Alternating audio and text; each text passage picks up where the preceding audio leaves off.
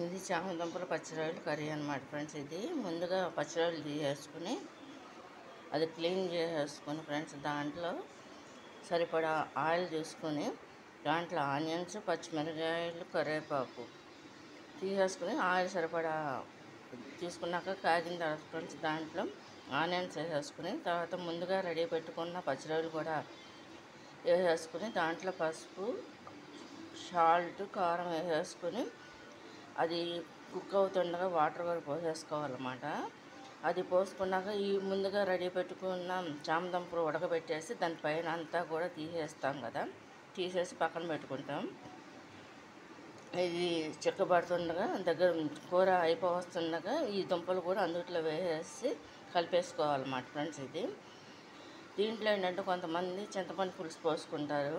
మా ఇంట్లో అయితే మేము ఎప్పుడూ పోయలేదు ఇంతవరకు. దీంట్లో ఏంటంటే కూర కంప్లీట్గా అయిపోయిన తర్వాత ఫ్రెండ్స్ దీంట్లో నిమ్మకాయ ఉంటుంది కదా, అది కట్ చేసేసి దాంట్లో పిండేస్తాం అనమాట ఫ్రెండ్స్. ఇది రైస్లోకి బాగుంటుంది అనమాట. పచ్చిరొయ్యలు చామదుంపలు పులుసుకి అనమాట. ఇదే ఇగురు కింద వస్తుంది అనమాట ఫ్రెండ్స్.